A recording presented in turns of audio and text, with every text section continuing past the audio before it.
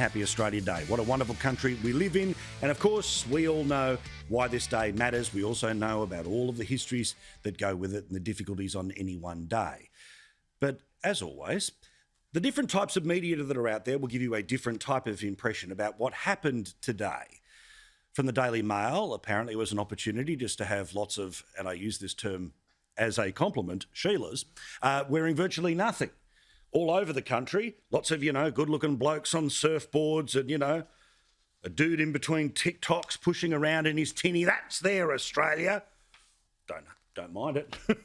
Of course, on the ABC, totally solemn.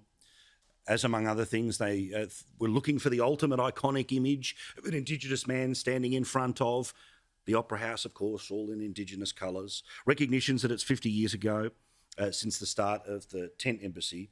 And then I tell you what, gold star for diversity for whoever in the pictures editing department of the ABC found and highlighted this image, which was Muslims in solidarity with First Nations people. Like, you are going to the head of the class, congratulations, you can work for Radio National for the rest of the year. As for Channel 9, well done for them for actually focusing on what this day is really about for a lot of people, which is an opportunity to commit to the country. 17,000 people did that today. A footy stadium of people joined Australia. Welcome. You make us better by being here. Just like the thousands last year, the thousands before, the millions before that. That's why we get together and celebrate and mark and look forward to what's in the future. Because my deal's simple here, right? The history books have to be honest, but the pages of our future have to be blank. Just blank. Written by people who aren't even born yet. And I love the idea that the people who put their hand up to join our country today are part of that future. Here's the PM in Canberra. Despite all we have endured and the challenges that are still ahead, I'm just thankful to be an Australian and to live in Australia with my family. And if you think about all of the sooking and moaning that we hear for the other, well, frankly, every 365 days of the year, that extra one in a leap year, listen to the people who actually joined Australia today. Think about how deeply racist and sexist and misogynist and nasty to people. And people seem rather happy to join the country that you and I love. I love nature, so I like how the lakes are laid out and all the vegetation. So that's my favorite thing about Australia, walking around, getting the breeze and enjoying the cockatoos. People, way of life, the nature. Yep. Feels very great. Feels awesome. I love it. I'm so happy and I'm honoured to be an Australian. Okay, maybe in Canberra they decided where the lakes go, but you get the point, okay? Now, also, there is a truth as well, and I don't want this to be a theme of every show all year, but it is certainly a theme of shows this week. When it came to COVID, two things can be true at the same time. Now, let me explain that when it comes to Australia Day. Now, all of us have the obvious passion and we want to defend that lovely warm feeling that people today have when they join the country and most of us have when we're asked about the country. But if it feels like something has changed in the past few years, you're absolutely right. And there are two main groups that are responsible for it. And no, it's not necessarily the lefties. Let me explain. Just 10 years ago, these were the type of ads that you saw on television in the lead up or on Australia Day. Yep, there's Jimbos and Benos and Rachas and Accas. But there's only one place on earth where you can get Maccas. My fellow Australians, it's been a year of calamity, natural disasters, revolutions, economic turmoil, and to top it off, un-Australianism has gone viral. It's been spreading faster than pics of Pippa Middleton's rump on Facebook, and things have really hit rock bottom in popular culture. For example, the gossip mags have really gone googly-eyed over Shane Warne, who went from bowling overs to makeovers to get his leg over. And while there's always new ways of doing the same old things, most Australians have exactly the same view that they did last year about this particular day, yet it feels like something is changing before our very eyes, and not because we, or the majority of Australians, want to change it. In fact, an opinion poll put out by Roy Morgan just yesterday shows the number of people who support the 26th of January being Australia Day has actually gone up since last year. And this is despite all of the protests, all of the messaging, and all of the conversation that you have to have about how difficult any country's history can be. But support for it has gone up. Perhaps the idea of how good Australia had it being an island compared to the rest of the world for the past couple of years may well have added to that. But there is interestingly a number here as well from the Ipsos organisation. They showed that just 28% of people want to change the date, but 49% of people believe that the date will change in the next 10 years. And this is what we need to talk about. Call it the correcting of history or the toddler-like pester power of the activists, but you can tell that things have changed. You can tell that when you go to the local shops today, they don't look like they did 5 years ago. Literally, the only Australian flag that I saw in an entire Westfield today was one in Dan Murphy's. And they'll probably be shamed and won't be allowed to do it again next year. I literally saw more signs for Lunar New Year, because we can't call it Chinese New Year because that would be offensive, than I did for Australia Day in that shopping centre. As I drove through the suburb that I grew up in, and I went through about half a dozen different council areas, you didn't see the banners that you would see for every other little segment of the year. You barely saw Happy Australia Day. And that in part is because of local councils. And I'll get to them in a second, but brands themselves, as opposed to associating themselves with something 65% of Australians are pro, they're being told by the industry to steer clear.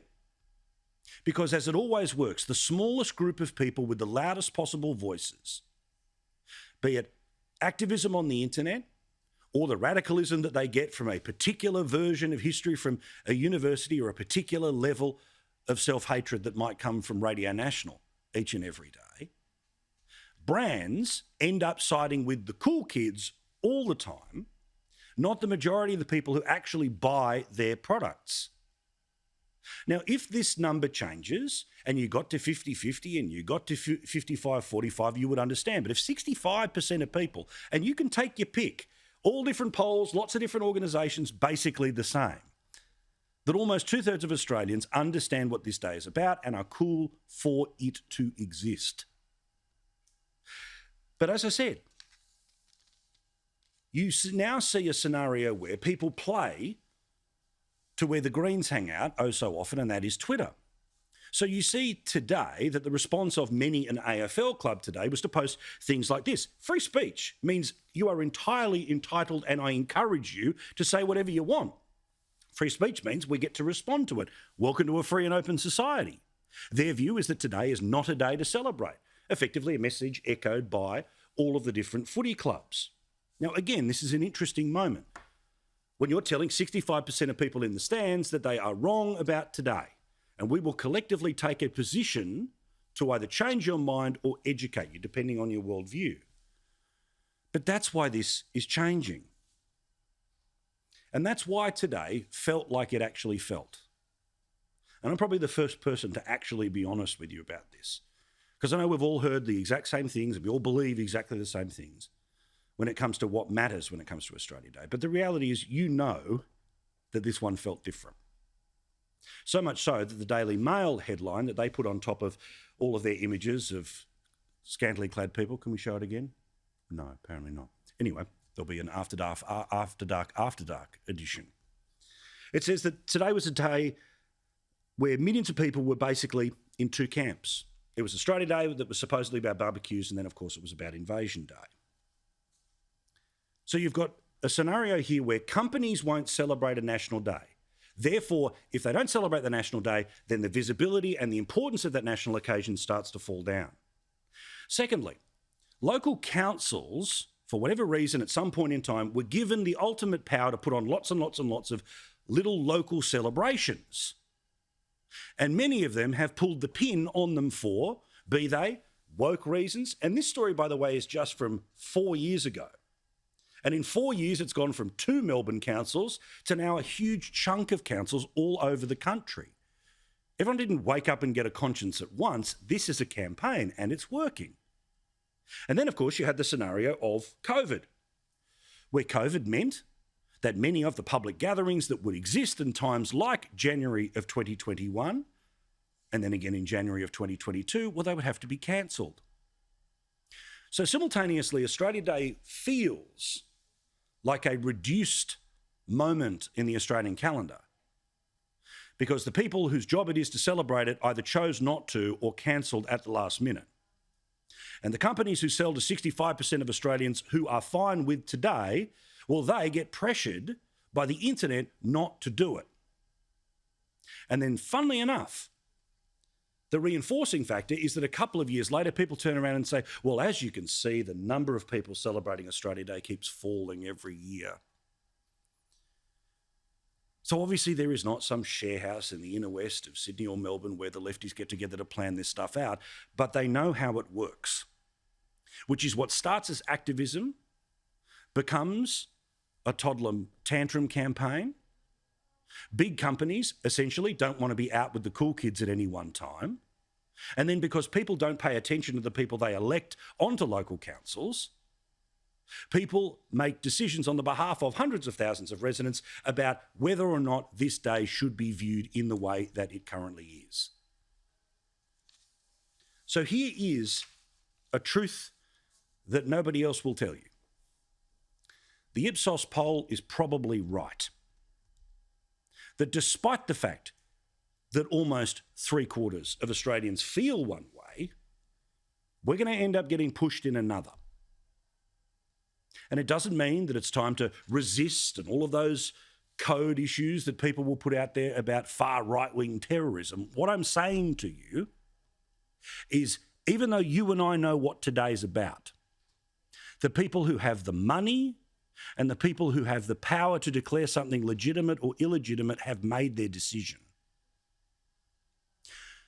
So it would be a challenge for state or federal government to maybe find a different way to do Australia Day.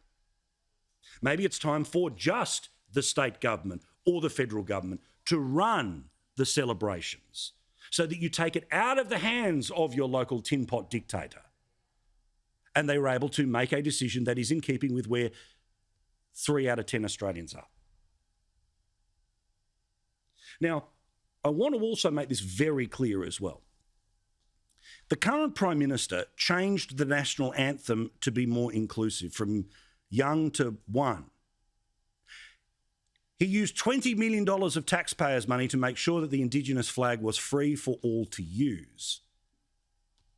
Yet somehow, people will think that the current government and the current system does nothing ever.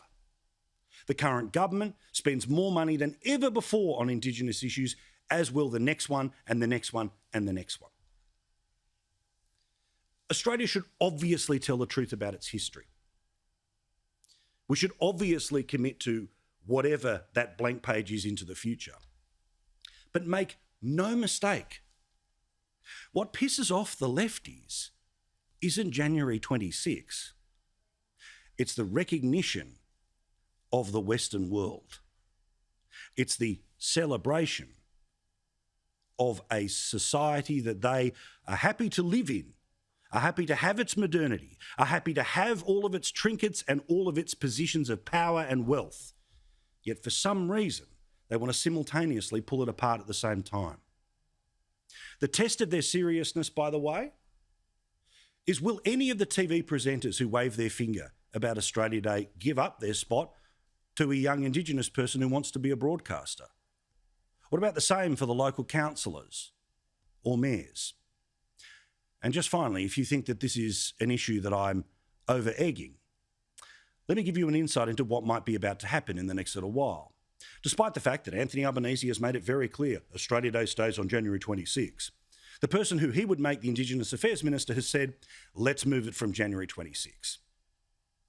When you think about your local council and the business that used to tell you how much they loved being an Australian business on Australia Day, what do you reckon's actually going to happen? Because, like most people, while I'm a fan of Australia Day, I can see what's coming.